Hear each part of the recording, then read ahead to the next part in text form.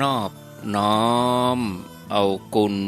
พระแก้วเจ้าดังสามประการอันมีพระพุทธพระธรรมพระสงฆ์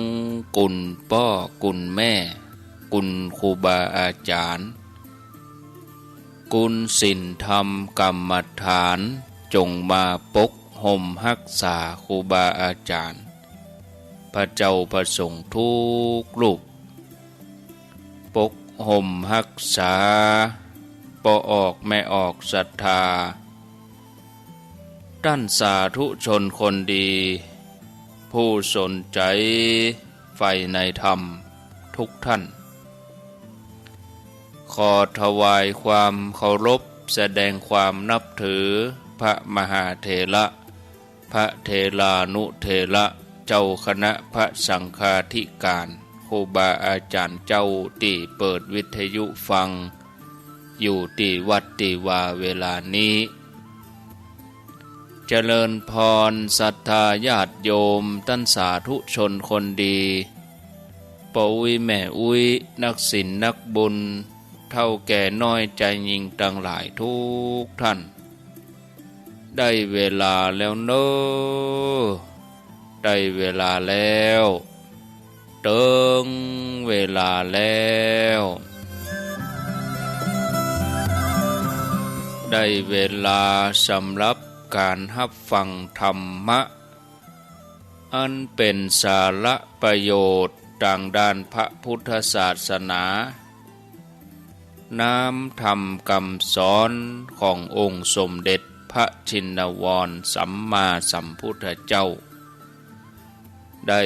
มาปะมาพบมามาเล่าสู่บรรดาพ่อแม่พี่น้องปอออกไม่ออกปออุ้ยแม่อุ้ยนักศีลนักบุญเท่าแก่น้อยใจยิ่งตั้งหลายทุกท่านแล้วธรรมะสวัสดีสวัสดีเมื่อค่ำยามคืนมาปะกันวันนี้เป็นวันพุธที่23เดือนมีนาคมพุทธศักราช2565วันนี้เป็นวันเดือน6เหนือแฮม6ค่ำพร่ำว่าเป็นวันพุธกลางสัปดาห์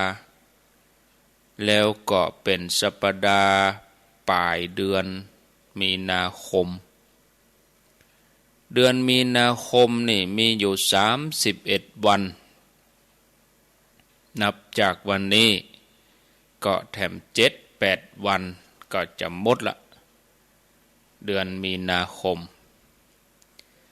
เวลาตอนนี้2 ทุ่มกับ7 นาที20 นาฬิกา7 นาที8 โมง 7 นาทีจะห้องอย่างใดก็ได้2 ทุ่มก็ได้8 โมงก็ได้20 นาฬิกาก็ว่ากันไปมาปะกันในรายการอู้จาภาษาธรรมกำเมืองเป็นประจำทุกวันพุธตามปกติแล้ววันพุธที่3ที่4ของเดือนนี้จะเป็นพระเดชพระคุณท่านเจ้าคุณพระสุวรรณเมธีเจ้าอาวาสวัดพระธาตุเจ้าศรีจอมทองวรวิหารเจ้าคณะอำเภอจอมทอง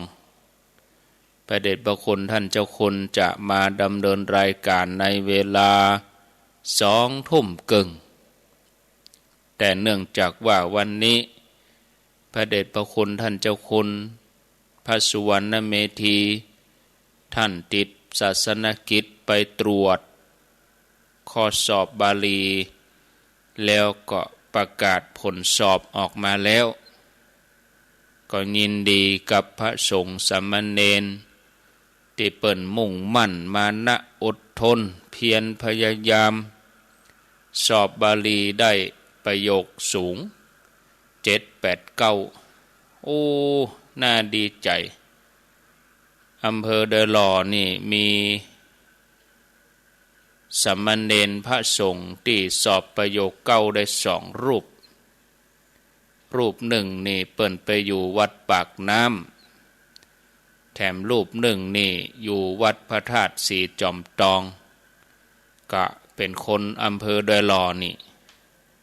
สอบได้ปรริญญาธรรม9 ประโยค2 ตนเป็นประวัติศาสตร์ของอำเภอดอยหล่อที่มีมหาปรริญญาสอบประโยค9ได้2 ตนปีนี้วัดพระธาตุสีจอมตองก็ได้อยู่4 ตนญาติโยมทั้งหลายอันนี้ในเขตที่ปอจะหูจะทราบจะได้วันพวกนี้เช็ครายชื่อดีๆก็ก้อยเอามาประกาศเอามาเตือญาติโยมเขาหูจักเนาะผลสอบออกมาแม่แรงตะกี้นี้แล้วรายการนี้ก็เลยมาแทนท่านเจ้าคุณสุวรรณเมธีมาพอผู้ฟังท่านผู้ฟังที่ฟังทางวิทยุนี่ก็หลายติดตามทาง Facebook ก็นัก Facebook มาแรงมาค่ำอย่างอีนี่โอ้คนฟังนักก็แสดงว่ามาค่ำมานี่คนอยู่บ้านเนาะ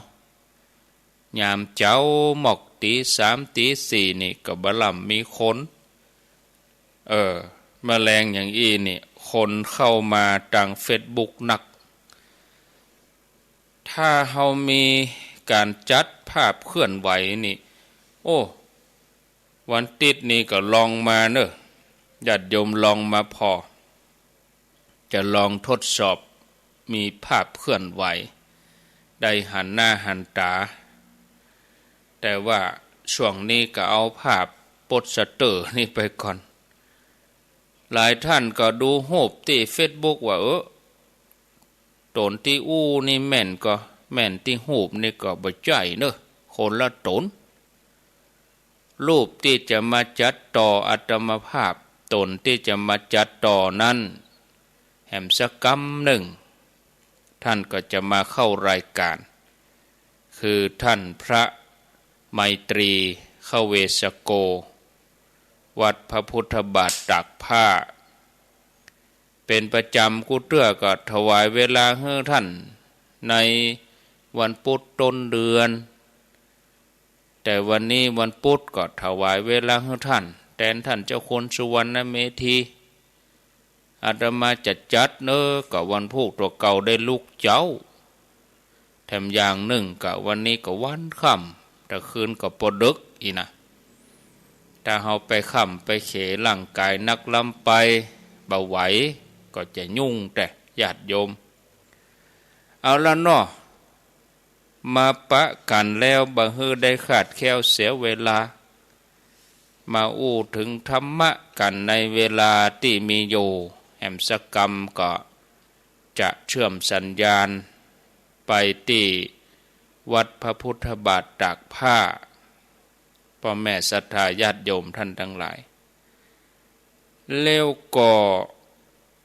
การจัดรายการนี่ก็จะจัดแบบออนไลน์นะใจสัญญาณออนไลน์ญาติโยมท่านทั้งหลายก็ได้ฟังกันอย่างดีนะเป็นที่น่าอนุโมทนาแล้วก็รอหลายๆสถานีบางท่านว่าก็เข้ารายการมาก็ย่ำธรรมะเลยบางสถานีเปิ้นก็รับเวลา20:15อย่าบางสถานีเปิ้นก็รับ20:00ตรงบวกลบแล้วก็บ่เกิน20:15เมื่อค่ำเมื่อคืนนี่มีหลายคลื่นหลายสถานีเนอะพ่อแม่ศรัทธาญาติโยมประมาณ27สถานีนะที่เปิ้นได้รับสัญญาณเอารายการนี้ไปสู่ผู้ฟังทางบ้านพ่อวิแม่วิได้ยินได้ฟังรายการก็เป็นที่ม่วนอกม่วนใจ นะถึงเวลาก็ได้ยินได้ฟังกันไปรถยนต์ที่วิ่งตามท้องถนนเนี่ยรถจะวิ่งได้นี่ต้องมีของดีหลายอย่างช่วยกันเนี่ยให้มันวิ่งแต่ถ้าของดีอันแรกที่จำเป็นก็คือเครื่องยนต์ศรัทธาญาติโยมเครื่องยนต์ของรถกันนั่นต้องดีเครื่องยนต์จะต้องดีรถถึงจะวิ่งได้ถ้าเครื่องยนต์เสียถึงแม้น้ำมันจะดีถนนจะดีคนขับจะดีอย่างใดรถมันก็ไปบ่ได้เพราะเครื่องยนต์มันเสียคนเฮาก็เหมือนกันลูกเนาะคนเฮานี่ก็เหมือนกันจะเจริญก้าวหน้าก็ต้องมีดีหลายอย่างแต่ที่สำคัญที่สุดจะขาดบ่ได้มีอย่างเดียวก็คือตัวเก่าเฮานี่ต้องเป็นคนดีนี่เนาะลงได้ตัวเก่าเป็นคนดีแล้วตึงดีนะถ้าเป็นคนเสียโอ้ถึงแม้จะเกิดในตระกูลดีนามสกุลดีเจ้านายจะดีแสนดีเฮาก็บ่มีทางที่จะเจริญก้าวหน้าเพราะตัวเก่าเฮามันบ่ดีฉะนั้นญาติโยมคนที่จะมุ่งความเจริญก้าวหน้าจะต้องทำงานอย่างหนึ่งเหี่ยก่อนคือทำงานในที่นี้คือทำตัวให้เป็นคนดีเนาะก็อันอย่างที่จะทำเมื่อเราเป็นคนดีของกินก็ข้าวดีก็น้ำดีก็มันใจเตื้อหรออาหารช่วยให้เราได้ดีเพียงว่าร่างกายแข็งแรงต่ออันทรัพย์สินก็ทรัพย์สินทำให้เราเป็นคนดีก็บ่ใจคนรวยเป็นนักเลงหัวไม้ก็มีเป็นอันธพาลก็มีผิดเนาะทรัพย์ช่วยให้เราได้เป็นเพียงแค่คนมั่งมีบ่ใจห้องว่าเป็นคนดีอีนะความฮู้ก็ความฮู้มันก็เข้าท่าอยู่อีนะศรัทธาญาติโยมแต่มันบ่ตรงแต่มันบ่ตรงประเด็นเพราะเพียงความฮู้ทำให้เราเป็นคนฉลาดอย่างเดียวฉลาดแกมโกงก็ไม่รู้มันก็โยมนี่คนฉลาดก็ฉลาดไปทางผิดก็มีเป็นสิ่งที่ทำให้คนดีนั่นคืออย่างท่านผู้ฟังญาติโยมนั่นคือธรรมะคืออย่างก็คือสิ่งที่เฮาฟังกันถึงวันนี้เจ้ามาก็ได้ฟังขำมาก็ได้ฟังธรรมะนี่นะศรัทธาญาติโยมเป็นสิ่งที่แปลกเมื่อไผมีไว้ดีแล้วเนี่ยเอาไว้กับตัวเนี่ยคนนั้นก็เป็นคนดีนะเปิ้นยอมรับกันโดยทั่วไปบ่ว่าทั้งโลกทั้งธรรมพ่อแม่มีธรรมะก็เป็นพ่อแม่ดีลูกมีธรรมะก็เป็นลูกที่ดีผัวมีธรรมะก็เป็นผัวที่ดีเมียมีธรรมะก็เป็นเมียที่ดีกึดพอเอาคนเดียวเนาะศรัทธาญาติโยมแม้ในการต่อสู้แข่งขันกันหรือว่าการชิงชัยกันถ้าได้ลงสนามแล้วเนี่ยฝ่ายชนะถ้ามีธรรมะคนจะชอบคนจะชอบฝ่ายธรรมะคนจะนับถือถ้าคนที่มีธรรมะกันคนอินดูนี่อันเนี่ยคือความดีธรรมะคือความดีญาติโยมท่านทั้งหลายบอกว่าไผจะเป็นอันยังเป็นครูเป็นหมอเป็นตำรวจเป็นพระเป็น นายจ้างเป็นลูกจ้างเป็นโจทย์เป็นจำเลยเป็นผู้พิพากษาเป็นอะไรยังก็ตามเป็นอย่างที่ตัวเฮาเป็นเวลานี้แล้วบอกว่าไผจะอยู่ที่ไหนอยู่ที่ตรงที่นาอยู่ที่บ้านอยู่ที่ร้านค้าหรือว่าไปอยู่ในรัฐสภาอยู่ในทำเนียบรัฐบาลถ้าคนนั้นเป็นคนมีธรรมะเขาก็ว่าเป็นคนดีอีเนาะญาติโยมทั้งหลายสิ่งที่เขานิยมกันว่าดีเนี่ยมีอยู่หลายอย่างแตกต่างกันไปแล้วแต่ไผจะชอบอะไรอย่างคนไทยเขาชอบอย่างหนึ่งนะคนฝรั่งก็ชอบไปแหมอย่างคนจีนคนแขกคนพม่าก็มีอันอย่างที่ชอบแตกต่างกันไปภาษาสมัยเขาว่ารสนิยมอันที่มันบ่ตรงกันแต่ธรรมะเนี่ยมันเป็นของสากลนะมันตรงกันหมดอะบอกว่าเชื้อชาติใดศาสนาใดเอารักความสงบก็มีเมตตาก็อย่างเขากินข้าวนี่เขายังกินเหมือนกันนะแต่ธรรมะนี่มันเป็นความดีสากลน่ะคำว่าสากลก็คือกู้คน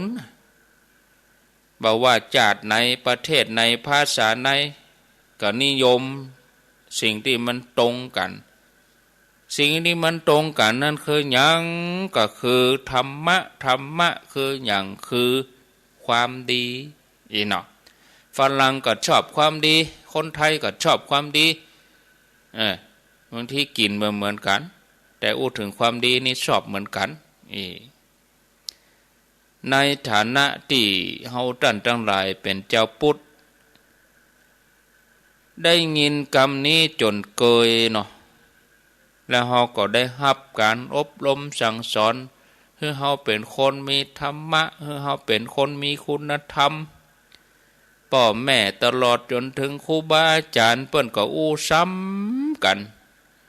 เจ้าค่ำเจ้าค่ำเจ้าเย็นเจ้าเย็นจนบางทีเราอ่อนเรียนหนังสือในโรงเรียนวิชาธรรมะนะหาวก่อนแล้ว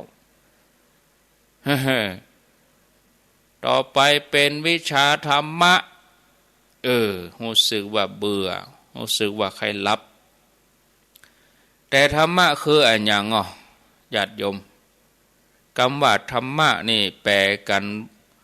โดยศัพท์ตรงๆนี่เปิ้นแปลว่าสภาพทรงไว้นี่อันนี้แปลให้ยากแปลอย่างที่ว่าต้องรักษาภูมิให้หน่อยนี่นะให้เข้าใจในทางปฏิบัติทีนี้แปลแบบง่ายๆธรรมะแปลว่าความถูกกับความดีถูกกับดีอันเนี้ยคือธรรมะบอกว่าเฮาจะเนี่ยอันยังก็ตามถ้าเฮาทำถูกโดยเฮาทำให้ดีโดยก็ห้องว่ามีธรรมะถ้าทำผิดทำเสียก็ผิดไปผิดธรรมะไปจำง่ายๆที่เปิ้นแปลว่าธรรมะคือสภาพทรงไว้ก็หมายความว่าความถูกความดีนี่ที่ว่าทรงไว้ก็คือว่ามันบ่ก้นมันบ่เซมันบ่เสียหลักคำว่าทรงไว้เก็บทรงไว้อยู่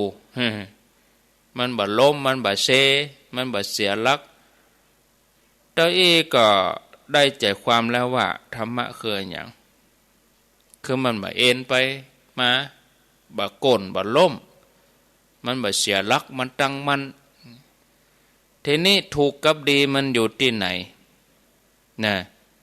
มีอยู่แต่ในวัดตอันกะว่าอย่างใดถูกกับดีนั่นมันอยู่กับงานมีงานอยู่ที่ไหนก็มีถูกกับดีที่หั่นเนาะเวลาเขาจะจัดการจัดงานอะไรอย่างขึ้นมามันก็มีสองอย่างมีถูกกับดี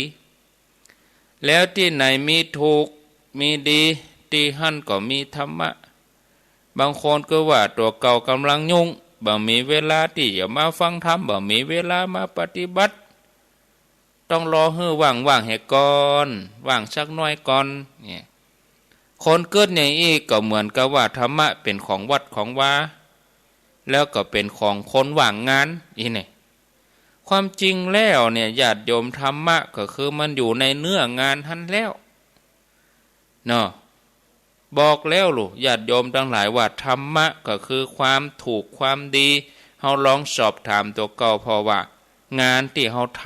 ำที่เฮากำลังยุ่งอยู่นั่นน่ะเฮาทำในสิ่งที่ถูกหรือว่าทำในสิ่งที่ดีก่อถ้าเฮาทำในสิ่งที่ถูกเฮาทำในสิ่งที่ดีก็หมายความว่าอันนั้นเฮามีธรรมะนี่